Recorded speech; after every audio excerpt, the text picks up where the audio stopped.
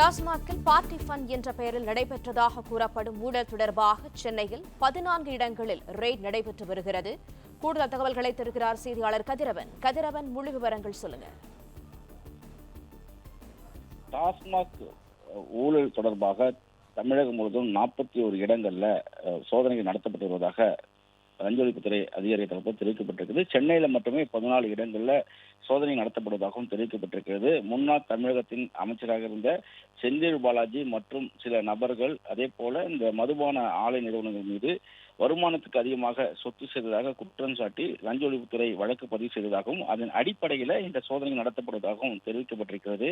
குறிப்பாக கரூர் இருக்கக்கூடிய செந்தில் பாலாஜியின் வீடு, மூர்த்தி பாலத்தில் உள்ள அவர் உதவியாளர் சுப்பிரமணியன் வீடு, கரூர் கிழக்கு ஒன்றிய திமுக செல்லக்கூடிய பாஸ்கரின் வீடு, அதே போல தாவேகா பேரம் பேசிய வழக்கில் கைது செய்யப்பட்ட ரமேஷ் கார்த்திக் ஆகியோரின் கோதை நகரில் இருக்கக்கூடிய அவர் வீடுகள், கரூர் தொழில்பட்டியில் உள்ள டாஸ்மாக் மண்டல அலுவலகம் உள்ளிட்ட இடங்கள்லாம் இந்த சோதனை நடத்தப்பட்டு வருகிறது. அதே போல சென்னையில பாத்தீங்கன்னாக்கா ஆழ்வார்பேட்டையில செந்தில் பாலாஜி தங்கியுள்ள ஓட்டலில் வைத்து செந்தில் பாலாஜியிடம் விசாரணை நடத்தப்பட்டு வருகிறது.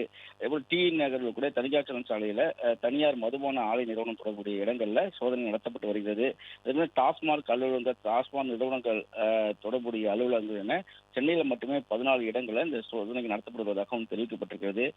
ஏற்கனவே அமலாக்கத்துறை 1000 கோடிக்கு மேல முறைகேடு நடந்திருப்பதாக ஒரு குற்றச்சாட்டுகளை முன்வைத்து போலி கணக்குகள், விலையேற்றம் போன்றவற்றெல்லாம் முறைகேடு கொடுத்ததாகவும் அதுல தெரிவிக்கப்பட்டிருந்தது. அதே மட்டும் இல்லாமல் அதிகமான சப்ளை ஆர்டர் வாங்க டிஸ்டிலரிகளின் டாஸ்மாக் அதிகாரிகளுக்கு கிக் பேக் கொடுத்ததாகவும், லஞ்சம் கொடுத்து இது போன்ற ஒரு ஆஃபர்களை அவர் வாங்கியதாகவும் குற்றச்சாட்டுகளை முன்வைத்திருந்தது.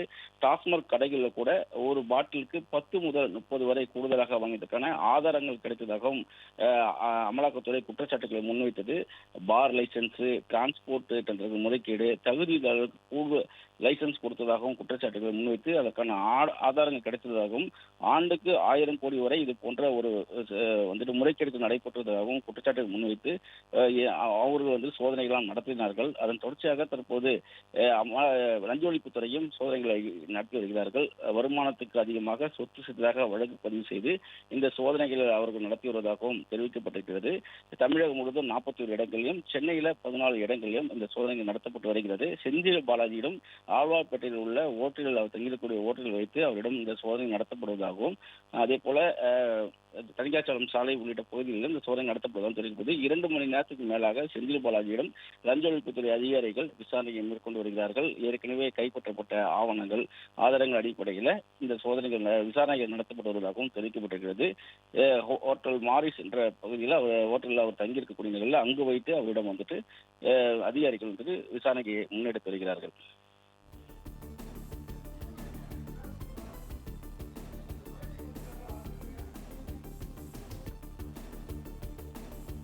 பிளே ஸ்டோர் மற்றும் ஆப் ஸ்டோரில் இருந்து பாலிமர் செயலியை QR கோடு மூலம் பதிவிறக்கம் செய்யுங்கள். செய்திகளை உடனுக்குடன் பெறுங்கள்.